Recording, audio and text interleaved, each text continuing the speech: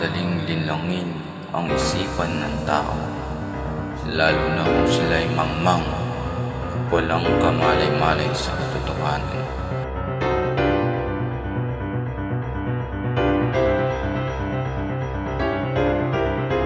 Ako si Ben Zaid, isang manunulat, isang tanyag na mamahayag na kinikilala ng marami.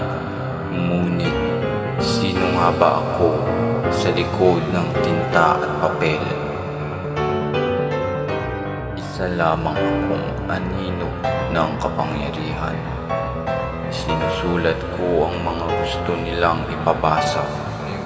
Inilalarawan ko sila bilang mga huwarang tao. Ngunit ang totoo, may mga sungay silang hindi nakikita ng karamihan. Ang mga naniniwala sa aking mga sinulat ay bulag. Hindi nila namamalayan na ang kanilang binabasa ay hindi purong katotohanan, kundi isang matamis na lason, isang huwad na realidad. Ang aking mga nailathala, minsay katang-isip, minsay may bahid ng katotohanan, ngunit laging binabago upang magmukhang kapani-paniwala. Ako'y isang mamamahayag. Malaya nga ba akong magsulat? O alipin lamang ng sistemang nagtatakda kung ano ang dapat paniwalaan ng madla? Akala nyo ba ang bawat pahayag na binabasa nyo ay dalisay? Walang bahid ng kasinungalingan, walang halong panlilinlang, ngunit kayo'y nagkakamali.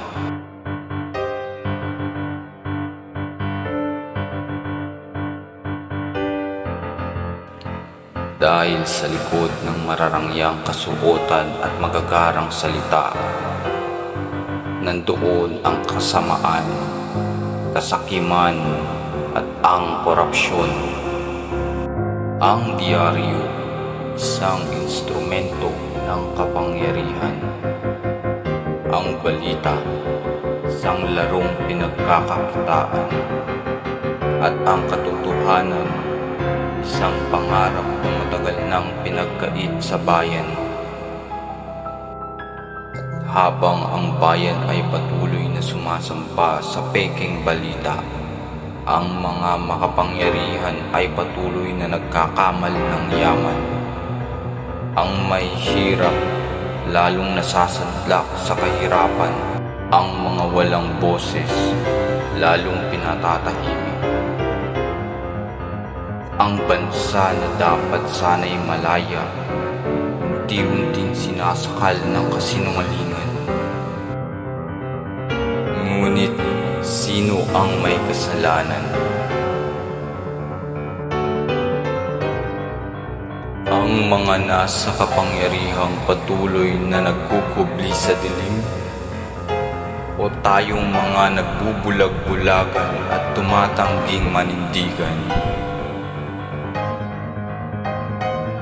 Dahil ang kasamaan ay hindi lamang nagmumula sa may mga hawak ng kapangyarihan.